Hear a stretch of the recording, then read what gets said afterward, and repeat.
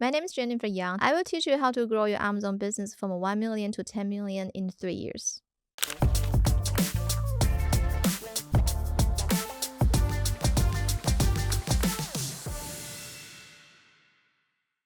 So first step is goal setting. Usually we do 3 to 5 year goal, or you can be aggressive about like in the next year, we're going to grow from 1 million to 10 million. You can do that as well.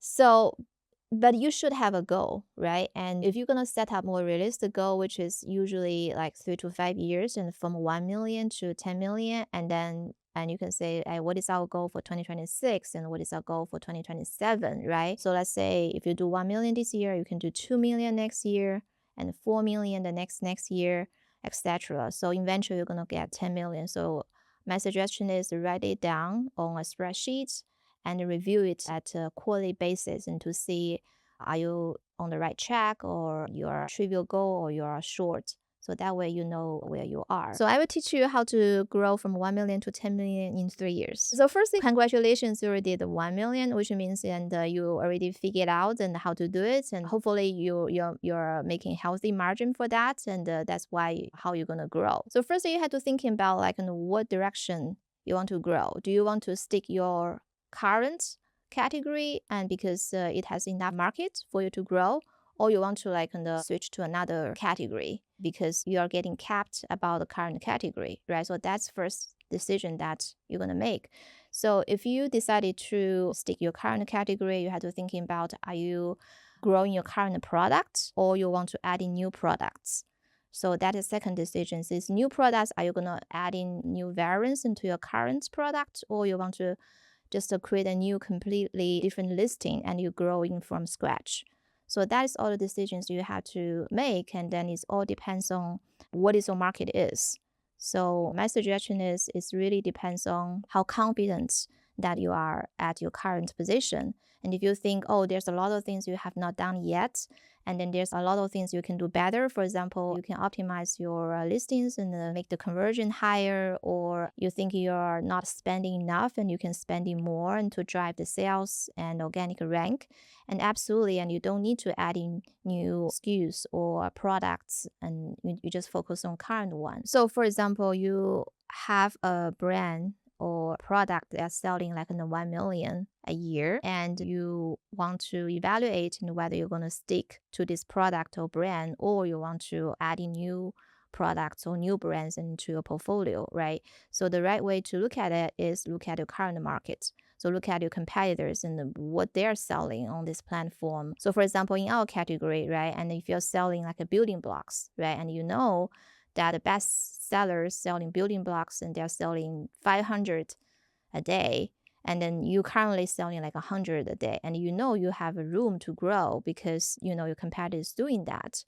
Whether you can do that or not, and then you have to evaluate your resources, new capabilities, but at least the market is big enough to support you grow there, right? So another example is some niche category, and if you're currently selling like a 30 or 40 a day, and you are already the best one in this market, so it's kind of like not very likely that you're going to grow into 100 and 200 a day sales because just there's no demand there. Of course, assume that the trending does not change that much, right? So it's very important to evaluate the current market, whether it has a room to support you grow or not. After evaluation, if you think like you can grow the current category, and my suggestion is to stick to the current category because it's much easier. You already know what you're doing and you already have the resource you want to, grow.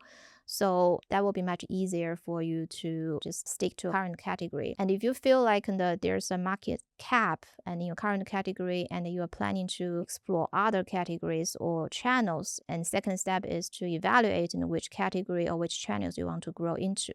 So that will be a very similar that you are start a new brand or start a new business, and then you just follow the same process you start your current brand and to do the evaluation. So the difference will be like now you know you are more experienced, you have more resources, and you can choosing a bigger market and being more aggressive about the market you want to get into. Because before, and you might be conservative, you might not be as good as the other competitors. You don't have enough capital to buy all the inventory, and now you should have enough resource to do the things that you passed before. So I think the methodology will be the same, but you just need to have a different goal based on the current situation. So the third step is to getting all the resources and you want to grow from your current status into your goal. So the resource including people, capital, process, and the system. As for people and the things you want to evaluate is the current people good enough, right? So it might including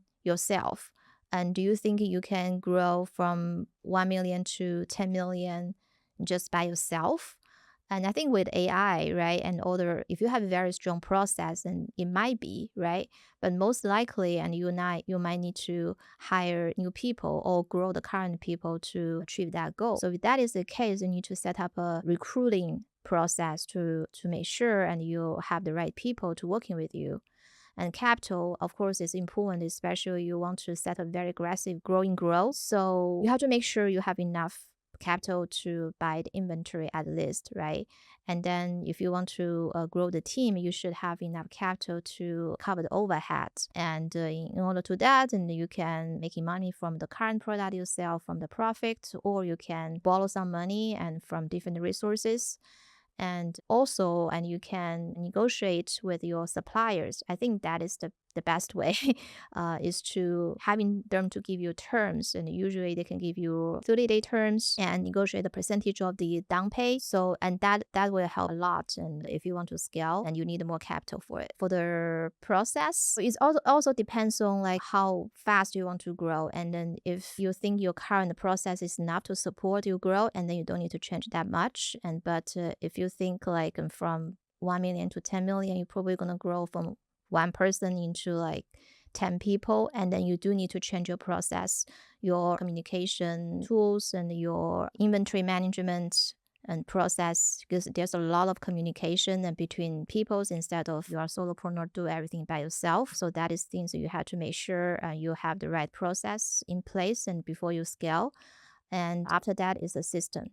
So although you have a process, you need to make sure you have a system to make your process more efficient. So otherwise, like you know what to do, but it just not being efficient doing things. For example, you have to check your sales and you spend efficiently and through some softwares, and instead of like doing it manually yourself. And before, if you have $1 million, it's easy for you to just download the spreadsheet and then look at everything in the spreadsheet. But if you have 20 or over 50 SKUs, and it's difficult to do in spreadsheet, and then it's better to use a system to check it. So that is the third step, is about to get the resource ready and before you scale. So the last step is execution.